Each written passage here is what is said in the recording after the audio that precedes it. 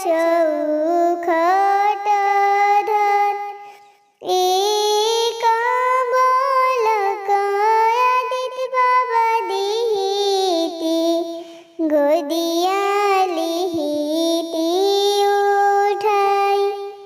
एक बालक आदित्य बाबा दिहिती गोदिया लिहिती उठाई। गोदिया लिहिती उठाई।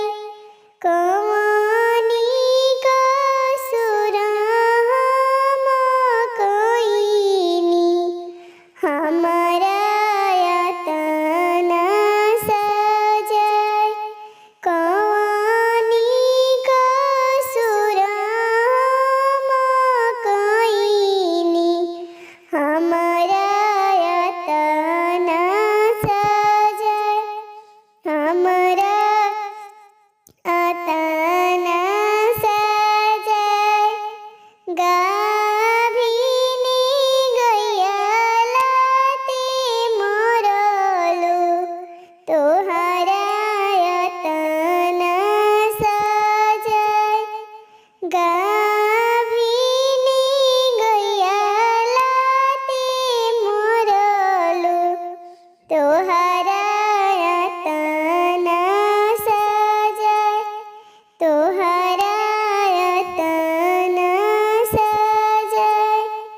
बड़ा कीली पलका लाते धंगलो तोहरा यातना सजाय। तोहरा यातना सजाय। लिपि पोती आईनी कोठरिया झंखिला चौखट धर। झंखिला चौखट धर एक बालक आदित्य बाबा दिहिती गोदिया लिहिती उठाई। गोदिया लिहिती उठाई। कवनी कसुर हम कइनी हमरा यातना सजाय। हमरा यातना सजाय। झूठे हाथी का झूठे हाथी का गावेलो तोहरा यातना सजाय। तोहरा यातना सजाय। भूखल भगिना ना जीवलो तोहरा यातना सजाय।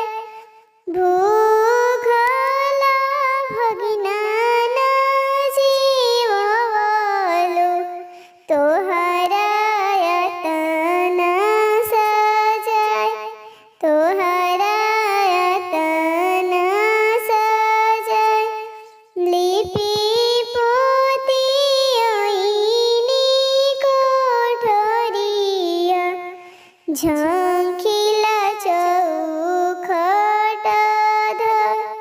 झंखिला चौखट धर एक बालक आदित्य बाबा दिहिती गोदिया लिहिती उठाई।